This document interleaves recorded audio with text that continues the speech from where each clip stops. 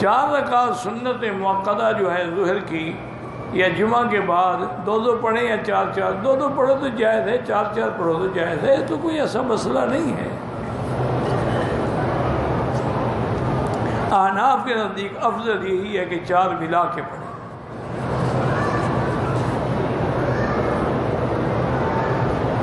کہتے ہیں کہ امام کی اقتداء میں اس کے مسلک کے مطابق نماز پڑھیں، کوئی ضروری نہیں۔ کبھی امام شافعی ہوتا ہے اور مقتدی جو ہے وہ حنفی ہوتا ہے، کبھی امام حنفی ہوتا ہے مقتدی شافعی ہوتا ہے، امام رفع دین نہیں کرتا مقتدی کر رہا ہوتا ہے، کوئی بات نہیں۔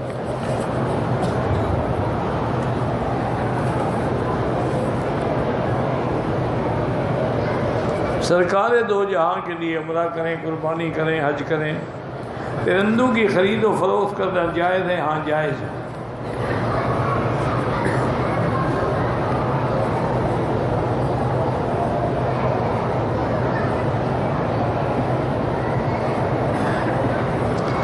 یہ جو کتابیں ہیں نا، اگر آپ نے دیکھنا الاصابہ فی حیات الصحابہ، اس میں صفت اہل بیت میں یہ باتیں ڈھونڈیں تو انشاءاللہ مل جائیں گی۔ اسی طرح ایک کتاب ہے المستطرف، اس کے اندر بھی ایسے عجیب واقعات لکھے ہوتے ہیں، اس میں بھی تلاش کریں تو مل جائیں گی انشاءاللہ، اللہ کو منظور ہے ضرور مل جائے گی۔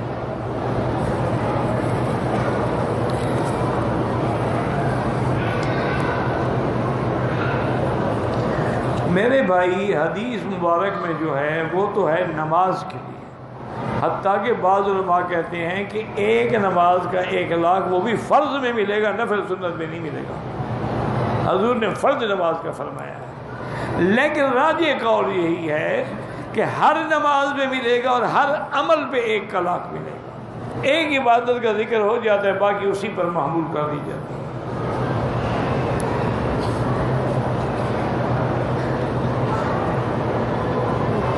کسی حدیث میں میں نے تو نہیں پڑھا 50 طواف کا، بہرحال ایک طواف کی فضیلت یہ ہے کہ جیسے ولد اسماعیل کا کوئی غلام لے کے آزاد کیا جائے، تو غلام کو جب آدمی آزاد کرتا ہے اللہ تمہیں جہنم سے آزاد کر دیتے ہیں، اور پھر غلام بھی ولد اسماعیل کا کہاں ملے گا؟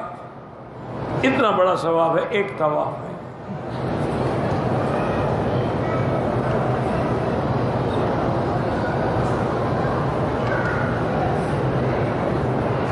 کہتے ہیں جی کہ میری بیوی آئی ہوئی ہے، ہم میاں بیوی ساتھ ہیں اور عمرے پہ آئے ہیں، میں نے سنا ہے مسئلہ کہ اگر میاں بیوی عمرے کے بعد آپس میں ہم بستری کریں تو 50 لاکھ صدقے کا ثواب ملتا ہے، تو ٹھیک ہے ثواب کماؤ۔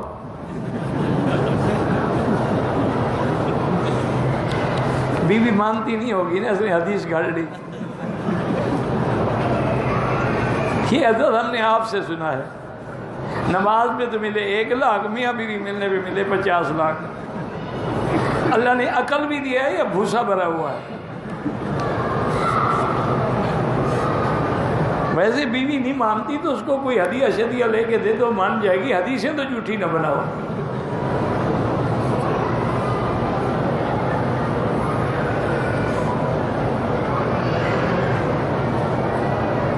کہتے جی کہ ہم آپ کے ریکارڈ شدہ پروگرام سنتے ہیں، اللہ جزائے خیر دے، اللہ قبول بھی فرمائے، تو جب آپ دعا کر رہے ہوتے ہیں ہم اس میں شریک ہو سکتے ہیں؟ ہو سکتے ہیں، کیوں نہیں ہو سکتے ہیں؟ طواف کے دوران پہ نظر بیت اللہ پہ نہ ہو، زمین پر ہو، قدم پر ہو، صرف حجر اسود کے سامنے نظر کر سکتے ہیں، رکن یمانی کے سامنے سینہ پھیر سکتے ہیں، ورنہ نہ سینہ پھیریں نہ پشت کریں، نظر نیچے رکھیں اور چلتے رہیں۔ کہیں دھکا لگ کے اگر پھر جائے پھر بھی 2 قدم پیچھے ہٹ کے طواف کنٹینیو کریں۔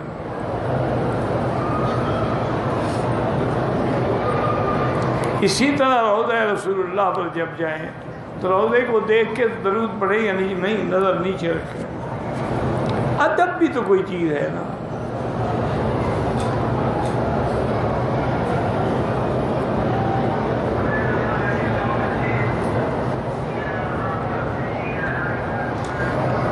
ساس سسر دونوں فوت ہو گئے، بھائی اکلوتی بہن کو کہتا ہے کہ والد نے جو گھر بنا کے دیا ہے وہی تمہارا حصہ ہے، حالانکہ وہ گھر تحفے میں دیا تھا، اس سے کہیں زیادہ کی پراپرٹی والے چھوڑ گئے۔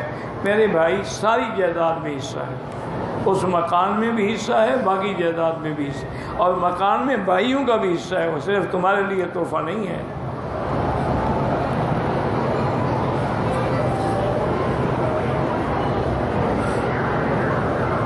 ایک مسافر شخص ہے، مقیم امام کے پیچھے صرف آخری رکعت میں ملا ہے، اب نماز پوری پڑھے گا کیونکہ وہ امام کے تابع ہو گیا۔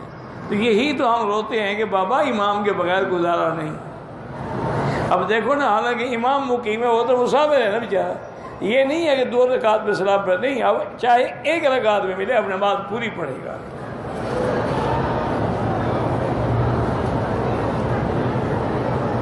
اگر ایک آدمی نے عصر کے بعد عمرہ کیا ہے تو 2 رکعت واجب الطواف نہیں پڑھے، صفا مروہ دوڑ کے مغرب کے بعد پڑھ لے، ٹھیک ہے بالکل۔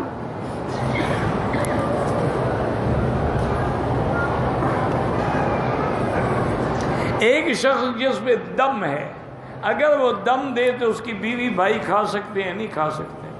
اگر دم جبر ہے یعنی غلطی کی وجہ سے دم ہے تو وہ غریبوں کو فقراء مکہ پہ تقسیم کیا جائے، وہ تو جتنے کے غریب بھی نہیں کھا سکتے۔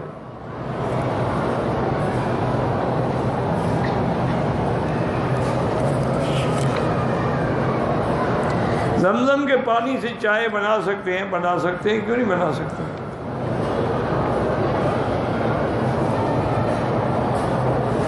میرے گھر میں چوری ہو گئی ہے، جن لوگوں پہ شک ہے وہ اپنے ہیں، ہم ان کے خلاف قانونی کارروائی بھی نہیں کر سکتے، اللہ سے دعا مانگتے رہیں۔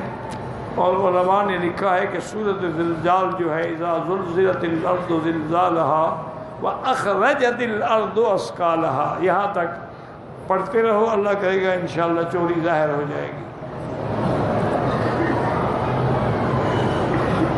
ہمارے ہاں جو اذان سے پہلے اور بعد میں سپیکر میں درود و سلام پڑھتے ہیں وہ بالکل بدعت ہے۔